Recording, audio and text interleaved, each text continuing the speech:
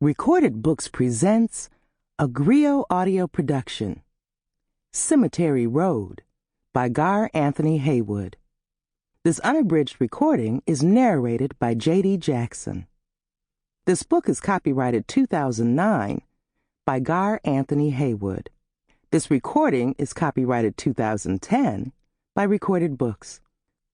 Producer and publisher of Griot Audio, celebrating the best in contemporary African American fiction and nonfiction. And now, Cemetery Road. Winter 1979. What I've always remembered most about my last day in Los Angeles is the smell of burning tar. A neighbor across the alley from O's mother's garage was having his roof redone, and the stench of molten tar hung in the air like a hot black cloud. "God damn, that shit stinks," RJ kept saying. O was late as usual, and all the waiting around had RJ going through cools like a chocolate junkie through kisses. By the time O finally showed up, over 40 minutes after the agreed-upon hour, the floor of the garage was littered with butts, RJ having crushed them underfoot with an animal-like ferocity to assuage his terror. "What the fuck kept you?" It was a curious thing. RJ was tighter with O than I had ever been, but it was he who seemed afraid our friend was gone forever, that O had changed the plan and decided not to come. I had entertained the idea myself, but only briefly. We were all going to be running soon enough. Leaving without making this final farewell gesture would have surely been too foolish an improvisation for O to even consider. I thought somebody might be following me, so I had to drive around a while till I was sure nobody was. O tossed the big canvas bag he'd brought with him onto a workbench overrun with hand tools. It landed with the sound of a fat man jumping on a hardwood floor. "You don't trust me enough to know I was still coming.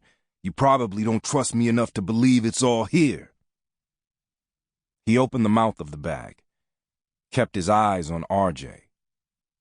"You want to count it?" "Goddamn right we want to count it." RJ flicked one last cigarette toward the floor and moved to the bag, never giving me so much as a backwards glance. He reached in, retrieved a pair of dog-eared bundles of green, and flipped them over to me. "Check it out, Handy," he said. I ran a thumb across the bills as he rifled through the bag's full contents, O watching us both with the detached demeanor of an innocent man in a police lineup. I wasn't as concerned about O's dishonesty as RJ was, but I scrutinized the 2 stacks of 10s and 20s closely enough to make a rough estimate. "Looks like 1,500, give or take." I underhanded the money back to RJ, who returned it to the swollen belly of the canvas bag and proceeded to flip through 2 more bundles of his own. "It's all there, RJ," I said. He looked up. "And we don't have time to get in his ass even if it's not. We're on the clock here." "Fuck the clock. 140 grand is a lot of bread, Handy. How do we know?" "Because we know the man," I said. "That's how."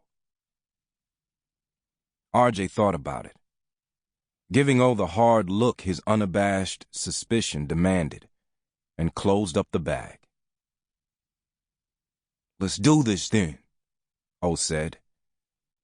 He had rolled an old black steel drum barbecue grill to the center of the garage earlier that day, hours before RJ and I had arrived shortly before noon, and now he brought the canvas bag and a can of kerosene over to it, acting as high priest of the dark ceremony we had all come here to take part in. He poured the bag's contents over the grill's open maw, drenched the mountain of emerald paper liberally with kerosene, and produced a book of matches.